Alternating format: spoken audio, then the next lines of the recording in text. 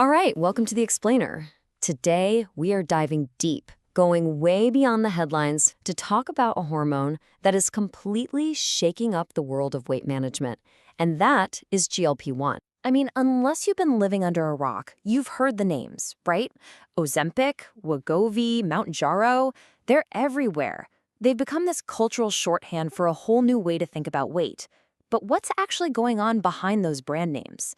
What's the science? Well, here's the thing. While all the buzz is about these powerful new drugs, there's a fascinating twist that most people don't know about. The power to influence this whole system, it might already be inside you. Yet, I'm talking about your gut microbiome. It can be a huge player in all of this. So, what even is GLP-1? The full name is glucagon-like peptide 1. And the key word there is natural. This isn't something made up in a lab. It's a hormone your own body produces every single day to manage some really basic, really important stuff. You know, a really good way to picture GLP-1 is to think of it as your body's own metabolic command center. It's the mission control that helps quiet down all that food noise in your head, keeps your blood sugar from going haywire, and crucially, sends the signal to your brain that says, hey, we're good here, you can stop eating. So here's how that command center works. It's actually pretty simple. Step 1, you eat. Your gut senses that food has arrived. Step 2, in response, specialized cells in your gut release GLP-1 into your bloodstream. And step 3, that hormone goes to work.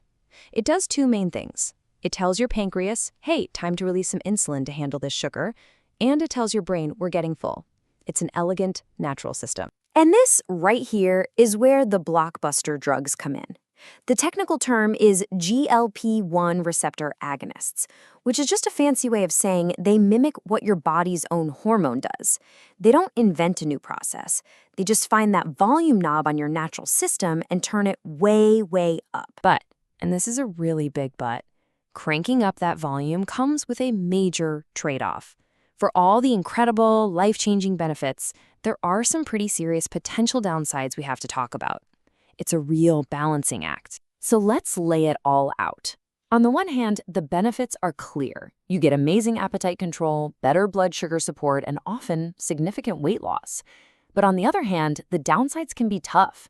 You've got the common stuff like nausea and constipation, but then there are two bigger, more concerning risks. Losing precious muscle mass right along with the fat, and because you're just not eating as much, you can easily run into nutrient deficiencies. Which, of course, leads to the billion-dollar question.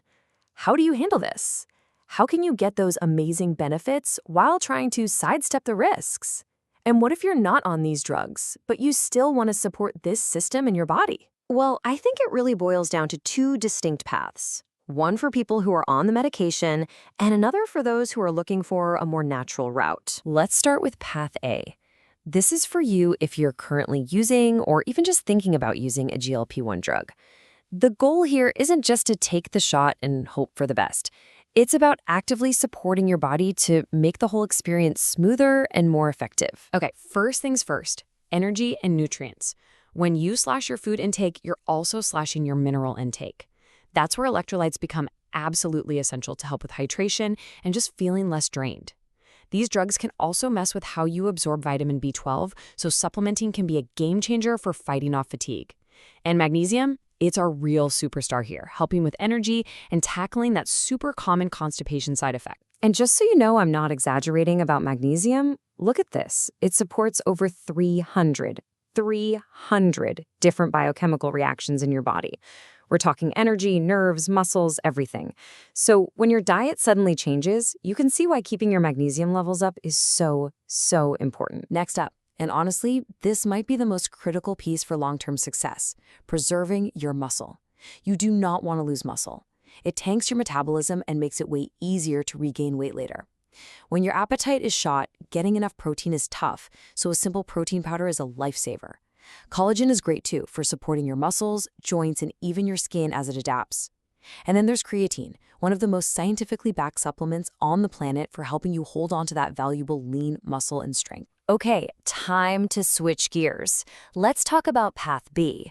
This is for everybody who wants to work with their body's own GLP-1 system without a prescription. So how do you do that? Well, a lot of it comes back to the gut. Feeding your gut the right stuff, like specific probiotic strains and the fiber they love to eat, can actually encourage your body to make more of its own GLP-1. Then you have things like berberine, a cool plant compound that's been shown to help with GLP-1 signaling.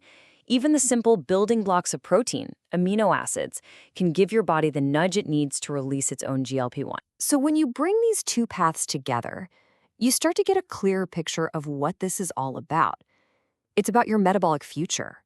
It's about taking control and being proactive. Because at the end of the day, the real key here isn't one magic pill or one perfect supplement.